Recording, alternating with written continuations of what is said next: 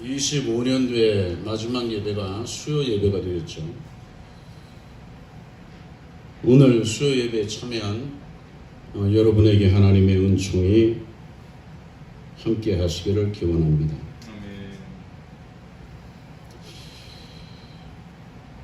마지막이라고 하는 말, 올해 마지막 예배다. 이 마지막이라고 하는 말이 우리 생애에서는 참으로 묘한 여운을 남깁니다.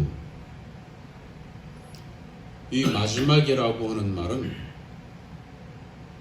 때때로는 절망과 또 때때로는 희망을 동시에 품고 있는 그런 말이기도 합니다. 과연 우리가 이렇게 공예배로 드려지는 이 수요 마지막 예배에 무슨 말씀을 전해야 될까? 어떤 말씀을 함께 나눠야 될까? 주님께 부탁을 했을 때 주님께서 오늘 이 말씀을 우리에게 주셨습니다. 우리가 읽은 이 본문의 말씀은 우리가 너무나도 익히 잘 알고 있는 그러한 말씀이 아닐 수가 없습니다. 그런데 이 말씀 안에 보면은 세상과 또한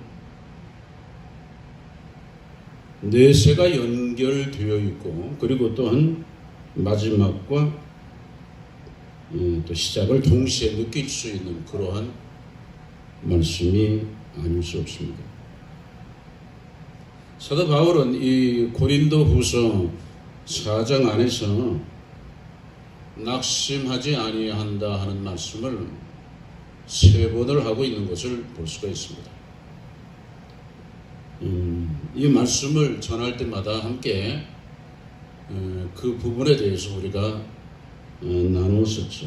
1절에서 낙심하지 아니하고 그렇게 얘기하고 있죠. 그런가 하면은 8절에서는 낙심하지 아니하며 그랬습니다. 그리고 16절에서 낙심하지 아니하노니 이렇게 이제 쓰고 있는 걸 보게 됩니다. 그렇다면 이렇게 낙심하지 않는다고 하는 말을 이렇게 쓸 때는 전제 조건으로 낙심할 수밖에 없는 어떠한 상황들이, 어떤 형편들이 존재했다고 하는 것을 전제로 하고 있는 것입니다.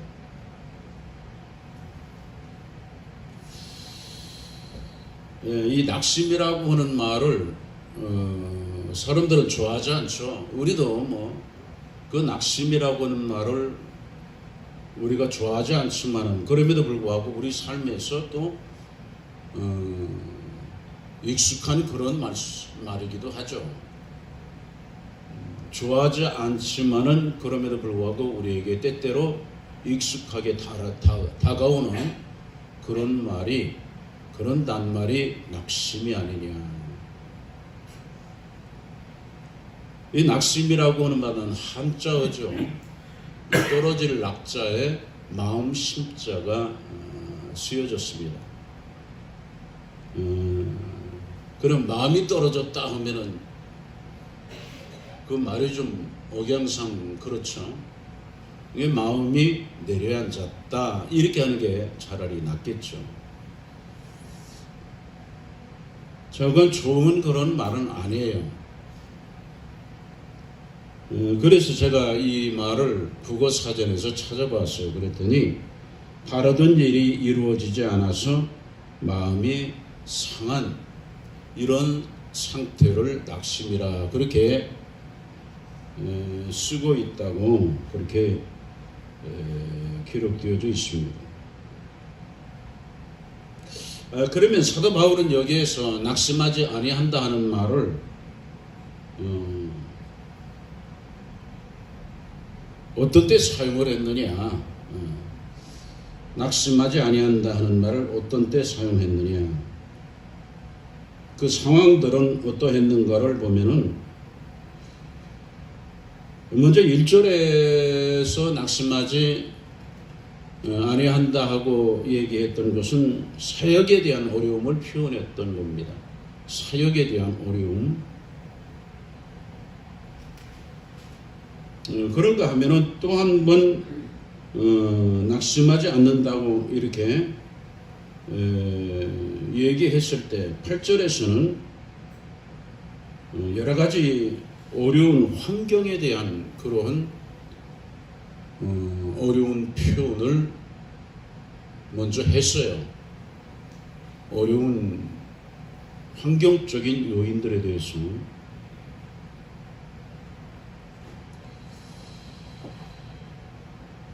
실제적으로 우리가 삶에서 보면은 조건 실건 간에 우리에게 우리가 감당해야 될 어떠한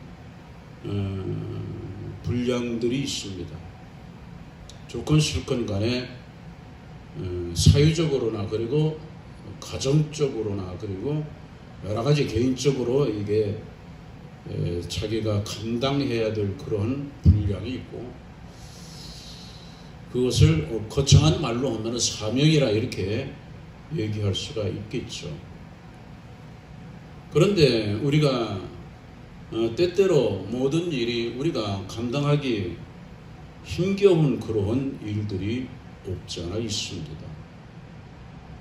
그것을 하긴 해야 되겠는데 또 내가 하지 않으면 안 됨에도 불구하고 그것을 감당하기가 만만치 않은 이러한 문제에 우리가 부딪힐 때 우리는 낙심하는 그런 문제가 일어나게 되는 거죠. 우리가 사도 바울이 겪은 그리고 또 그가 감당한 그 사역들을 보면은 정말 어려운 것이었죠. 그렇기 때문에 그의 심령에서 낙심이라고 하는 그런 단어가 그렇게 낯설지 않게 그에게 다가왔던 것이 사실입니다. 그 자신이 이방인의 사도의 직분을 감당한다는 것에 대한 어려움을 그는 겪었죠. 그런데 그는 낙심하지 않는다 이렇게 말했을 때, 그러면 그런 환경에서 그런 위치에서 어떻게 낙심하지 않을 수 있었는가? 그러면 그는 이렇게 말합니다. 하나님의 긍휼하심으로 이렇게 표현을 하고 있는 걸 보게 됩니다.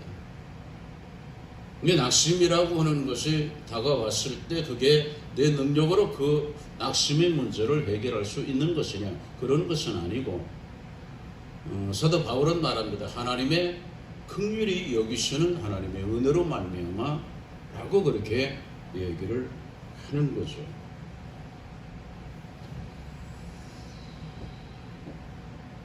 뿐만 아니라 또 낙심을 우리에게 가져다주는 그러한 문제가 있는데, 여기 사도 바울은 여기 보배로운 주님께서 질그릇 같은 내 안에 계시다.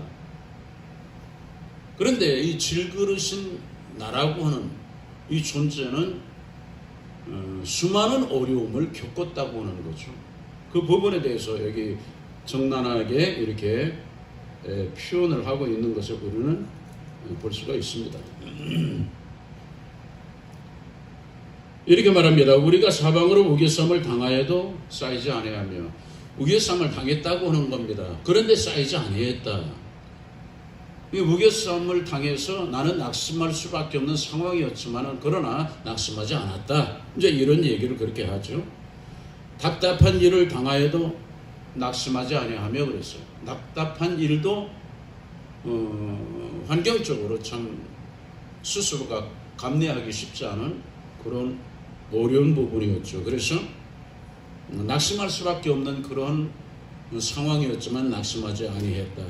그리고 핍박을 받아도 버림받지 아니하고, 거꾸러뜨림을 당하여도 망하지 아니하고, 우리가 항상 예수 죽인 것을 몸에 짊어지면 예수의 생명도 우리 몸에 나타나게 하려 함이라. 이렇게 이제 얘기를 했습니다.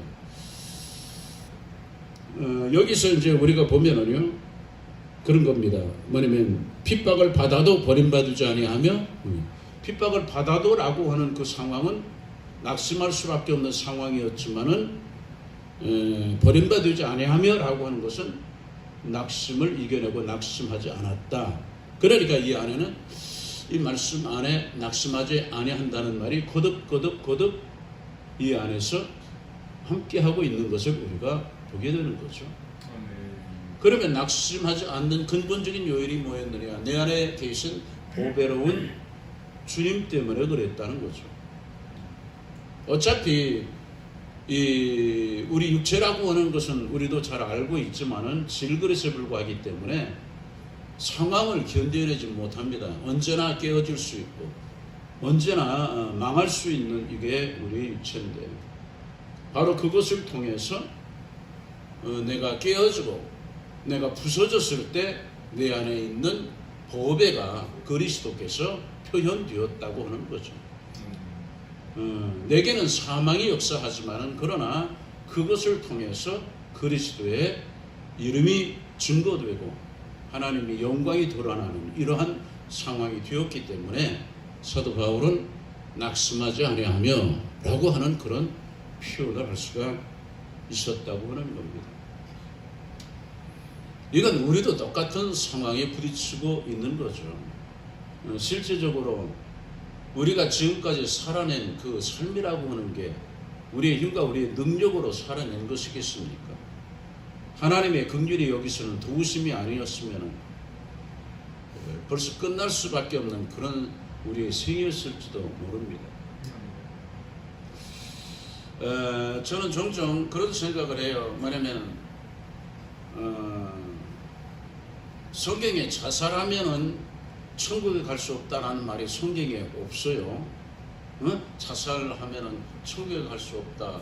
그럼에도 불구하고 많은 예수 믿는 사람이 자살하면 천국에 갈 수 없다는 생각을 가지고 있습니다.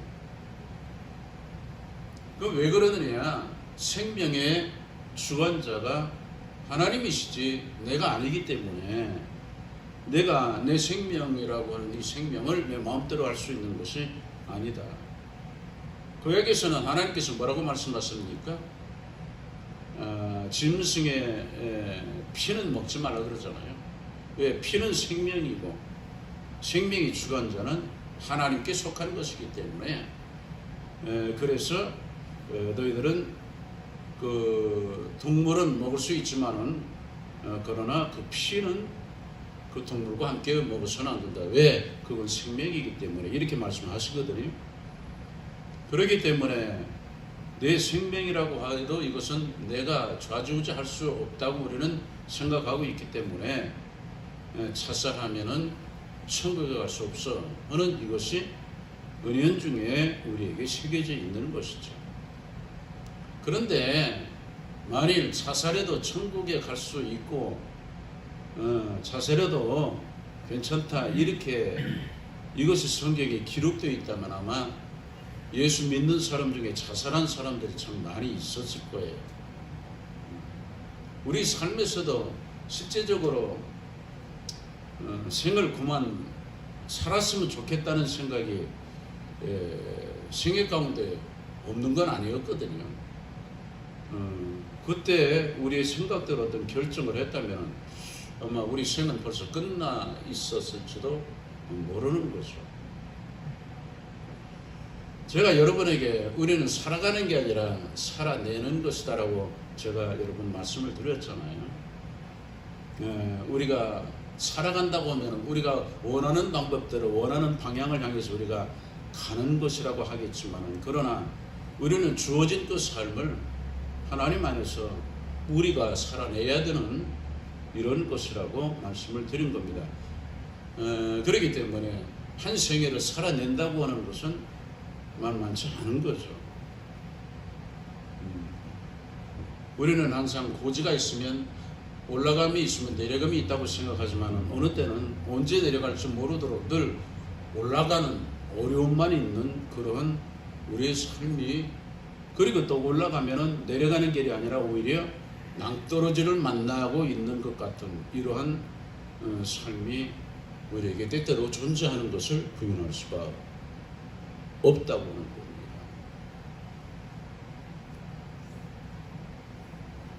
겁니다. 그렇기 때문에 그리스도인 우리가 근본적으로 붙들어야 되는 것은 뭐냐? 우리의 능력으로 우리의 삶을 살아내는 게 아니라 그분으로 우리 하나님께서 주신 힘으로 우리에게 맡겨진 삶을 살아내는 그것이 지혜로운 삶이다. 이렇게 생각을 해야 될 줄 믿습니다. 25년 만만치 않았죠, 삶이. 시간에 밀려서 우리는 여기 와 있습니다. 참 하루하루 내일에 대한 어떤 소망을 가지고 살아온 것이 아니라 오늘 하루 또 어떻게 살아낼까 하는 그런 생각을 하면서 살았고, 또 어떤 사람들은 그것조차 생각하는 것이 두려워서 생각조차 않고 그렇게 또 하루를 살아내도, 그러다 보니까 우리는 오늘 이 시간까지 우리가 와 있는 것이죠. 우리가 계산하고 우리가 원하는 대로 모든 것이 진행되어 갔느냐? 그건 아니죠. 왜? 때와 기한은 그분의 권한이시기 때문에 우리가 참으로 인내하는 그 기간들을 우리는 어떠한 태도로 인내하느냐 하는 게 우리가 가져야 할 중요한 태도라고 성경은 말씀하고 있습니다. 선을 행하되 낙심하지 말지니 포기하지 않으면 때가 여름에 거둘 것이다. 그렇기 때문에 그 때를 만날 때까지 우리가 가져야 될 그 태도는 뭐냐? 선을 행하는 마음으로 선을 행하면서 우리는 하나님의 때를 기다려야 되는, 이것이 우리의 삶이라는 것을 우리가 기억할 필요가 있습니다. 자, 그러면 오늘 말씀에서 낙심하지 아니하노니 말을 사도 바울은 또 한 번 하죠. 어떤 의미의 무엇을 말하는 것입니까? 여기에서 사도 바울은 낙심할 수 있는 두 가지 요소를 얘기합니다. 낙심할 수밖에 없는 어떤 두 가지 요소. 하나는 뭐냐면 육체의 낡아짐이었다. 늙고 소액해지는 육체에 의한 낙심에 대한 문제였습니다. 이 부분에 대해서 사도 바울은 겉사람이라고 얘기했고, 그리고 후패라는 말을 했습니다. 겉사람은 육체를 얘기하고 있죠. 그리고 후패라고 하는 말, 그러니까 이것은 낡아져 가고 있다고 하는 겁니다. 쇠퇴해져 가고 있는 이런 상황을 얘기한 거죠. 우리가 나이가 들면은요, 어떤 문제가 일어나느냐? 육체가 마음에 원하는 것을 따라가지 못한다고 하는 거죠. 마음은 원하지만은 이 육체가 그 내가 원하는 어떤 것을 따라갈 수가 없는 거죠. 아무리 겉모양을 바꾸어서 화장을 하고 별거 다 해봐도 내가 원하는 만큼 되어지는 건 아니죠. 또 기력이 쇠해져 가니까 마음 같아서는 그저 그렇게 달리고 싶고 그렇게 뛰어넘을 수 있을 것 같지만은, 그러나 우리의 육체는 그 마음을 따라주지 못하는 거죠. 그 사람은 쇠퇴해지고 낡아져가고 그 부분을 후패했다, 이렇게 이제 표현을 했습니다. 사도 바울이 나이도 들었겠지만은 그럼에도 불구하고 그가 겪은 많은 고난과 핍박, 이 환난, 이런 것에 의해서 그의 몸은 그 나이보다도 더 오히려 후패해져가고 쇠하여 갔을 것이라고 여겨집니다. 그렇기 때문에 사도 바울은 이 부분에 대해서 낙심이라는 표현을 했어요. 또 하나의 낙심할 수 있는 그 상황을 사도 바울은 환난이라 그렇게 표현을 했습니다. 사도 바울은 이 환난에 대해서 어떻게 표현했냐면 가벼운 것, 잠깐, 그리고 가벼운 것, 이렇게 이제 표현을 했습니다.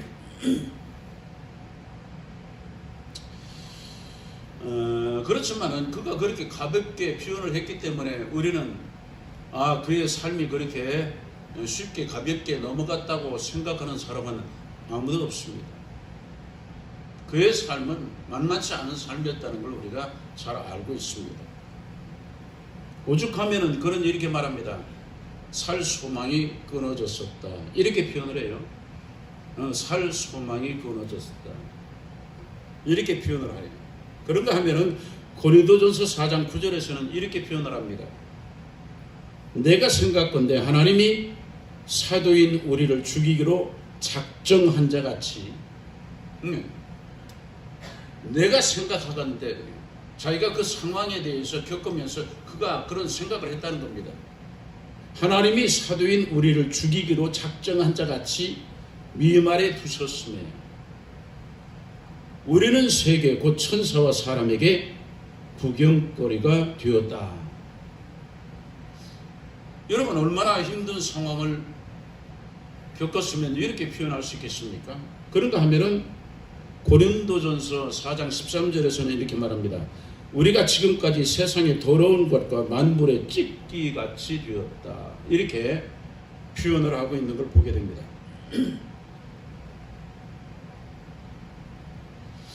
여러분 좀 이 말씀이 좀 이상하게 들리죠? 그러나 우리가 실제적으로 삶에서 우리가 겪은 것을 보면은 이 말씀이 맞다고 하는 겁니다.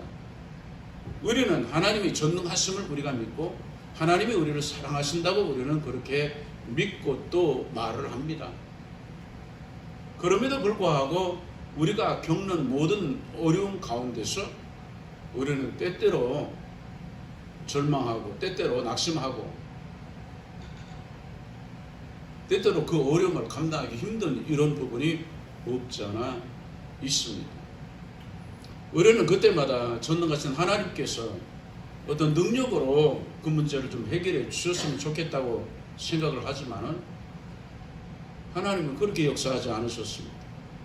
근데 이것이 우리들에 대한 문제만은 아니었다는 겁니다. 여기 오늘 말씀을 보니까 사도 바울이 자기 자신이 겪은 것을 그렇게 얘기하잖아요. 내가 생각했다는 겁니다. 사도인 우리를 죽이기로 작정한 것 같은데 누가? 하나님이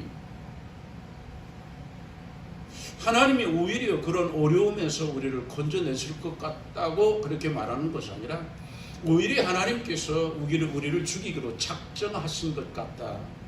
이렇게 표현을 했다고 하는 겁니다. 여러분 우리도 겪는 거 아닙니까?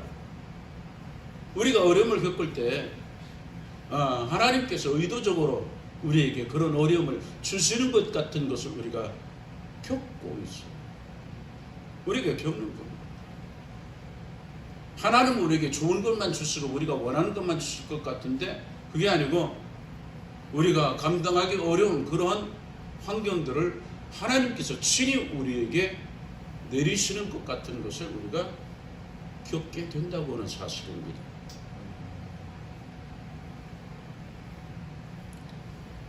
우리가 지금까지 세상의 더러운 것과 만물의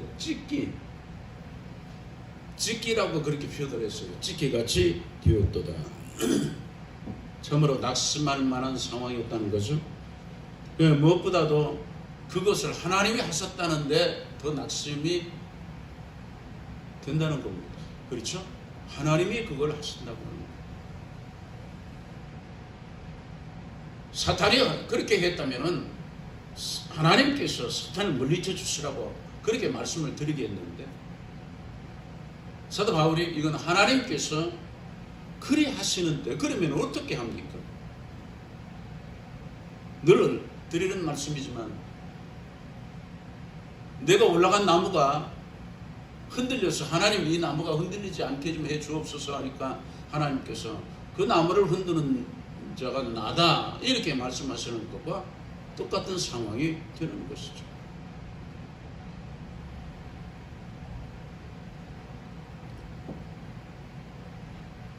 그런데 그러면 이 부분을 사도 바울은 어떻게 해서 낙심하지 아니하노니 라는 그 표현을 할 수 있었을까?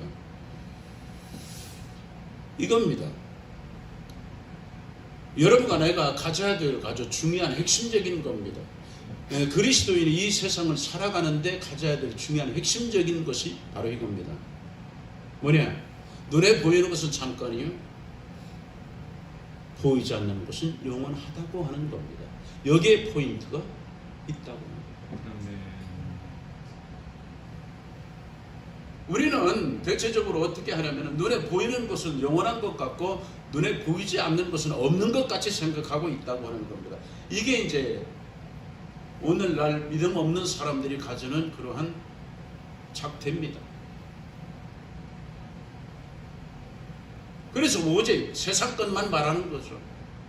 눈에 보이는 세상은 영원한 것 같고 내 삶도 또 세상에서 영원한 것 같고 눈에 보이지 않는 하나님의 나라는 없는 것 같고 하나님은 안 계신 것 같고 이러면은 낙심에서 벗어날 방법은 없습니다. 여러분 이것을 우리는 깊이 생각을 해야 됩니다. 내게 있어서 나는 어떤가? 내 모든 것은 눈에 보이는 것에 포인트를 두고 있는가? 눈에 보이지 않는 것은 아예 없는 것이라고 나는 생각하고 그러면서 나는 그리스도인이라고 말하고 있지는 않은가? 우리가 깊이 생각해 봐야 될 문제입니다. 바울은 말합니다. 눈에 보이는 것은 잠깐이요 보이지 않는 것은 영원함이니라. 이것이 포인트가 되어 있지 않으면 우리는 이 세상에서 우리에게 다가오는 낙심을 우리는 이겨낼 방법은 없습니다.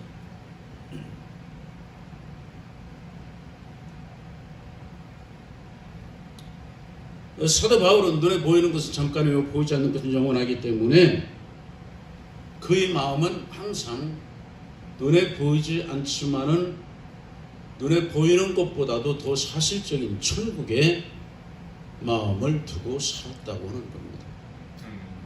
천국에 마음을 두고 사는 것. 이게 뭐냐? 그리스도입니다.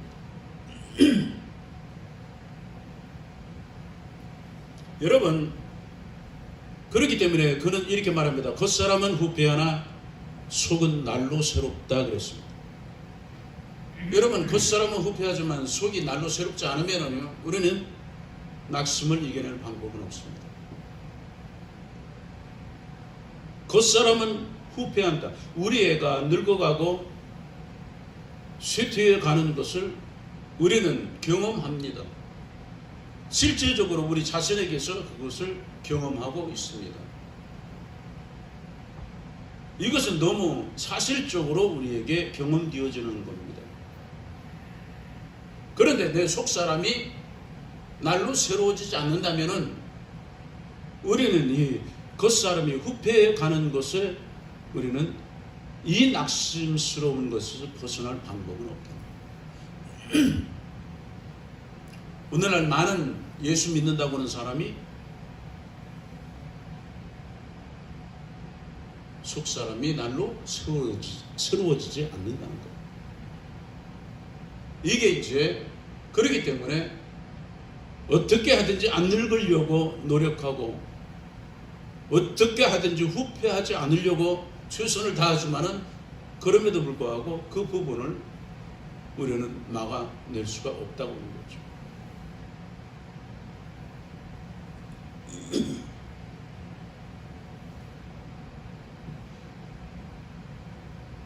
내 마음이 눈에 보이지 않지만은 영원한 그 하나님의 나라의 천국에 마음을 두면 바울처럼 이렇게 말합니다. 잠시 받는 환난에 경한 것이 지극히 크고 영원한 영광에 중한 것을 우리에게 이루게 함이니라. 내가 이 땅에서 잠시 받는 주님을 위해서 받는 그 환난과 핍박과 여러 가지 이 모든 것들이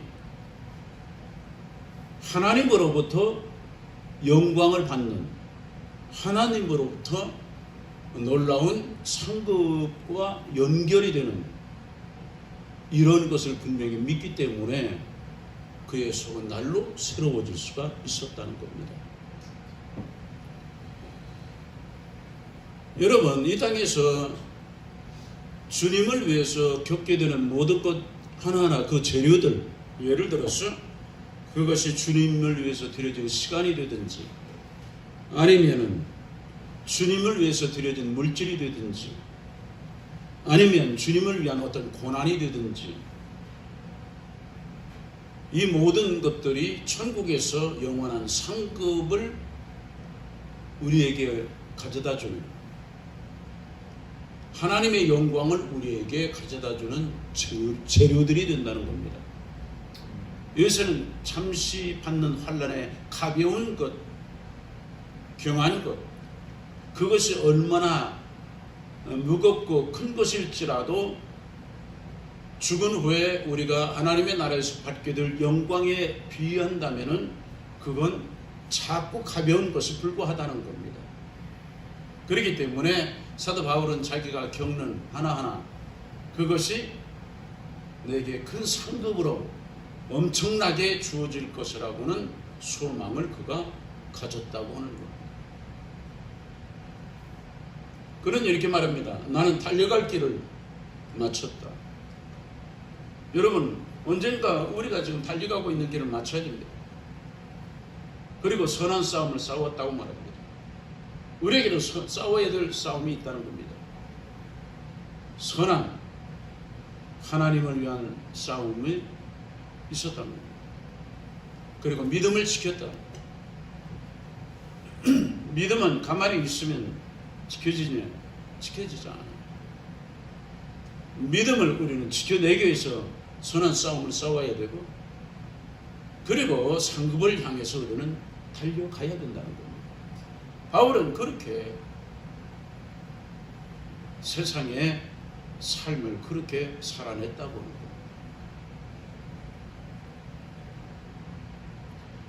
결국 여러분과 나는 생각해야 됩니다. 내 시각은 어디에 있느냐? 나는 무엇을 바라보고 무엇에 마음을 두고 사느냐 하는 문제입니다. 바울은 이렇게 말합니다. 우리의 돌아보는 것은 보이는 것이 아니요 보이지 않는 것 그랬습니다. 우리가 정말 주시하고 바라보고 가야 되는 것은 뭐냐? 내 육체적인 눈으로 보이지 않는 것, 말씀에서 우리에게, 하나님의 말씀으로 우리에게 주어진 것.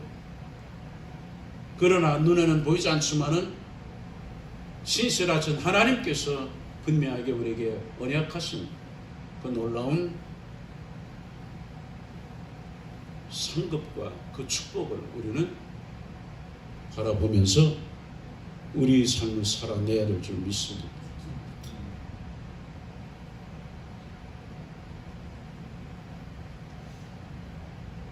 여러분, 우리가 생각을 조금 해보세요. 그리스도인은 생각을 해야 됩니다. 뭐냐면은 세상이 궁극적으로 사람에게 주는 건 뭡니까?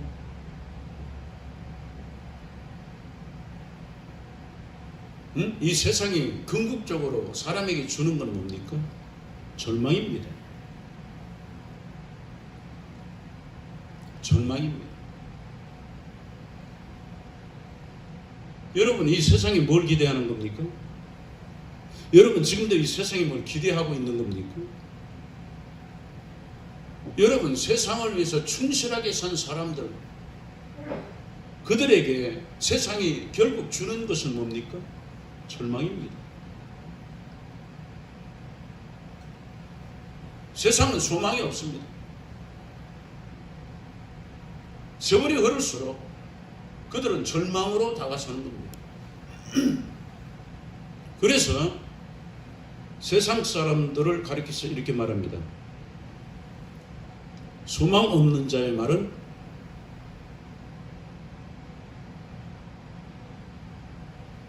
의미가 없습니다.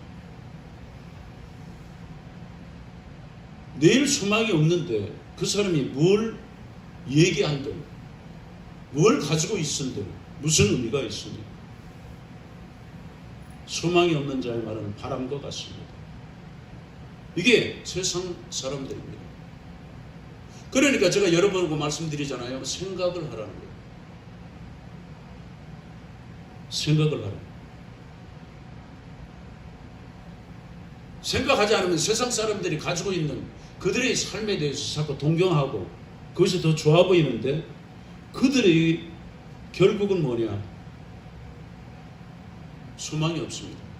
그들은 모두 낙심하고 절망합니다.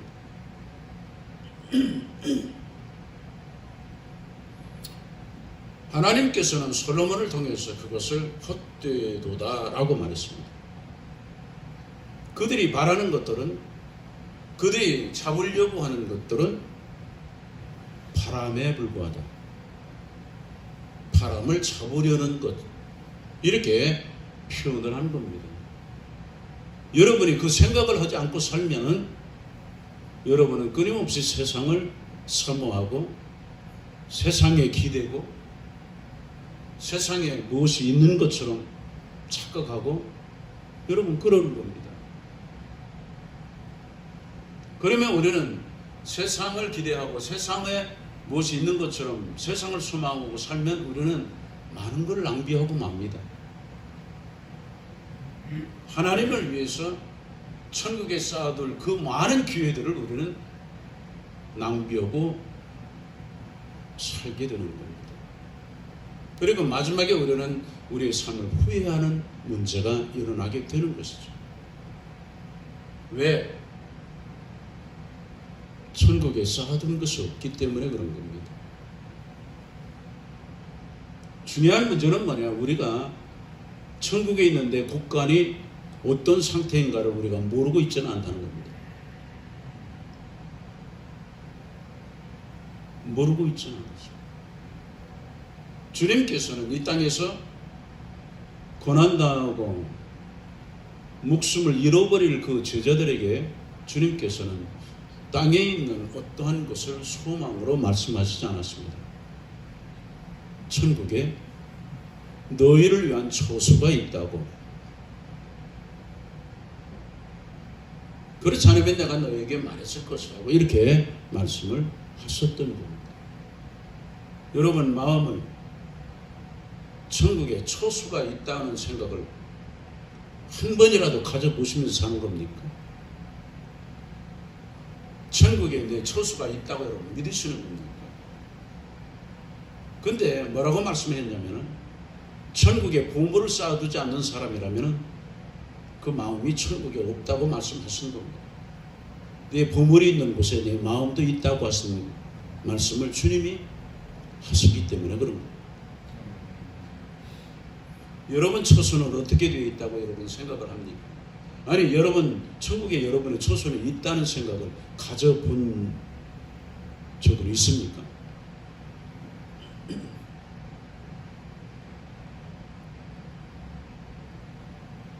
마지막으로 이 생각하고 맞춰보죠. 광야에 있는 이스라엘 백성들에게 가나안 땅에 대한 소망이 없다면 그들은 광야에서 뭐 하는 겁니까? 응?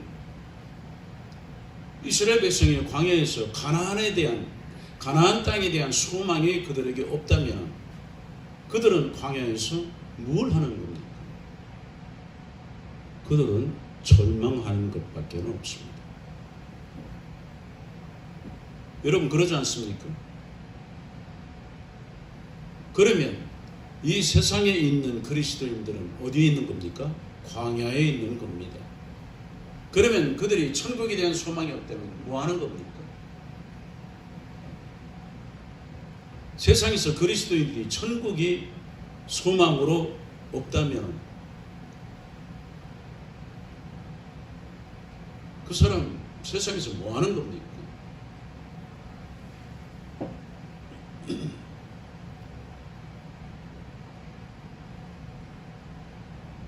가나안에 소망이 있어야 광야에서도 살아냅니다. 가나안에 대한 소망이 있어야 광야에서도 산자처럼 살 수 있는 겁니다. 세상에서 그리스도인이 산자처럼 살 수 있고 삶을 산다고 말할 수 있는 것은 뭐냐? 천국에 대한 소망 때문에 그러는 겁니다. 그렇기 때문에 사랑하는 여러분, 여러분은 25년에 무엇을 기대했습니까? 25년에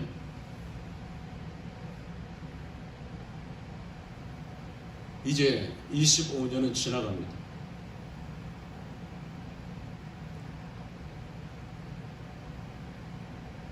우리는 두려운 26년을 맞이하고 있는 거예요. 세상이 그렇습니다. 우리가 살아가는 세상이 그렇습니다. 그러니 우리 마음을 보이는 것에 두지 않고 보이지 않는 것에 둬야 될 줄 믿습니다. 이 25년의 마지막 예배, 마지막 공예배의 수요 예배 때 하나님께서 우리에게 주시는 말씀은 눈에 보이는 세상에 마음 두지 말고 보이지 않는 세상에 마음을 둬야 네가 낙심하지 않겠다라고 말씀을 하셨다는 겁니다. 아멘. 여러분이 얼마나 심령에 받아들였는지는 알 수 없지만은 여러분이 그리스도인이라면은 여러분에게 주어진 말씀에 이해는 갈 겁니다. 여러분, 믿음이 없으면 받아들일 수 없는 게 하나님의 말씀입니다. 그저 앉아있지만은 소리에 불과한 그런 말씀이 되는 겁니다. 보이는 것은 잠깐이고 보이지 않는 것은 영원합니다. 이제는 우리는 계산할 수 있어야 됩니다. 눈에 보이는 것, 여러분에게 소망을 주는 것은 아무것도 없습니다. 그래서 세상의 어떤 것도 여러분 기대하지 마세요. 눈에 보이지 않는 말씀에서 우리에게 말씀하고 계시는 이 하나님의 나라에 대한 생각을 가져야 우리는 낙심하지 않는 그런 삶을 살아낼 줄 믿습니다. 오직 우리에게 소망은 주님께 있습니다. 기도하시죠.